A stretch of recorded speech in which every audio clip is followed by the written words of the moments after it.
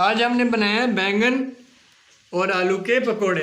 ये खाने में काफ़ी खस्ता हैं, मज़ेदार हैं, टेस्टी हैं। माह रमज़ान में आप इनको ट्राई कर सकते हैं।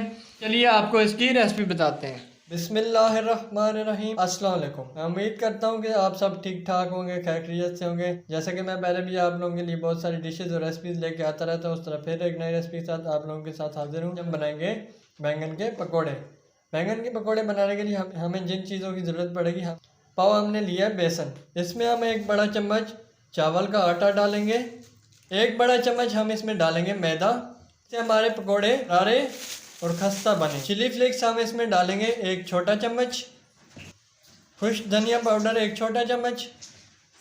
नमक हम इसमें डालेंगे एक छोटा चम्मच।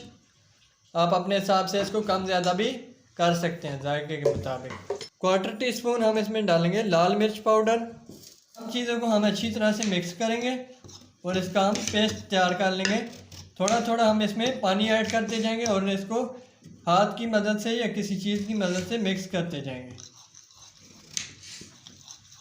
नए आने वाले दोस्तों से दरख्वास्त करता हूं कि मेरे चैनल को सब्सक्राइब ज़रूर कर लिया करें ताकि आप तक तमाम वीडियो के नोटिफिकेशन आप तक पहुंचते रहें। बेल के आइकन को क्लिक किया करें, इसे मिक्स करते जाना है। तमाम पेस्ट को हमने अच्छी तरह से बना के तैयार कर लिया। 5 मिनट के लिए हम इसको रेस्ट देंगे। हम इसमें थोड़ा थोड़ा धनिया काट लेंगे, बाबाजी दे चस्के।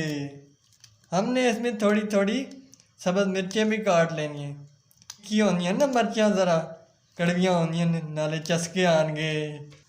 कढ़ाई में ऐसा चूल्हे ते रख छोड़े है तो ऑयल पा के ऐसा अच्छी तरह गर्म कर छोड़ना है। ऑयल हमारा अच्छी तरह से गर्म हो गया है। इसमें बैंगन डाल के अच्छी तरह से इनको फ्राई कर लेंगे। पेस्ट को आपने अच्छी तरह से लगा लेना है दोनों साइडों पर और ऑयल में डाल के आपने इसको अच्छी तरह से फ्राई कर लेना है। आपने भी इसी तरह बाकी के पकोड़े डाल के अच्छी तरह से फ्राई कर लेने और टाइम बाई टाइम आपने इनकी साइड्स को आहिस्ता आहिस्ता से चेंज करते रहना है। लेकिन वैसे बच्चे जो हैं वो शौक़ से नहीं खाते, पकोड़ों की सूरत में बच्चे इजीली खा लेते हैं। माशाल्लाह से आप देख सकते हैं पकोड़े हमारे आहिस्ता आहिस्ता से कलर चेंज कर रहे हैं और ये आहिस्ता आहिस्ता बन भी रहे हैं। जब बैंगन के पकोड़े अच्छी तरह से बन के तैयार हो जाएंगे इनको डिश आउट कर लेंगे। ये रमज़ान स्पेशल पकोड़े, आप रमज़ान के महीने में भी इनको बना के पेश कर सकते हैं। रोज़े की सूरत में अक्सर दिल नहीं कर रहा होता कोई और चीज़ खाने को, तो आप बैंगन के पकोड़े बना के ट्राई कर सकते हैं। हमारे पकोड़े बन के तैयार है, हम इनको डिश आउट कर लेंगे एक प्लेट में और साथ ही हम आलू के पकोड़े भी बना लेंगे। जरूरी नहीं है कि आप बैंगन के ही पकोड़े बनाएं, आप और सब्जियों को भी पकोड़ों की सूरत में ट्राई कर सकते हैं। आलू के भी वैसे तो बहुत सारे फ़ायदे हैं और बैंगन के भी बहुत सारे फ़ायदे हैं। काफ़ी मिकदार में आलू में भी आयरन और प्रोटीन पाया जाता है, बैंगन में भी पाया जाता है। ये जो है आलू शौक़ से खाते हैं। आलू की और भी बहुत सारी रेसिपीज़ जो है बनी हुई बच्चे शौक़ से खा लेते हैं, तो बच्चों को मोटा भी करते हैं। आलू के पकोड़े भी हमारे अच्छी तरह से बन के तैयार हो चुके हैं, हम इनको भी डिश आउट कर लेंगे। माशाल्लाह से आप देख सकते हैं हमारे बैंगन के पकोड़े और आलू के पकोड़े अच्छी तरह से बन के तैयार हो चुके हैं। आप भी इनको अपने घर में ट्राई करें, ये काफ़ी खस्ता बनते हैं, मज़ेदार बनते हैं और टेस्टी बनते हैं।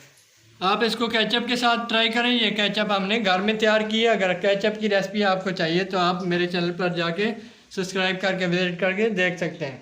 अगर आप लोगों को मेरी वीडियोस पसंद आ रही हैं तो मेरे चैनल को लाइक, सब्सक्राइब और वीडियो को शेयर ज़रूर कर दें। बेल के आइकन को क्लिक करें ताकि आने वाली वीडियोस की तमाम नोटिफिकेशन आप लोगों को मिलते रहें। वीडियो को पूरा देखा करें, स्किप मत किया करें ताकि आपकी वीडियो का कोई पार्ट मिस ना हो जाए। मिलते हैं नेक्स्ट वीडियो में, तब तक के लिए इजाज़त दें। शुक्रिया, अल्लाह हाफ़िज़।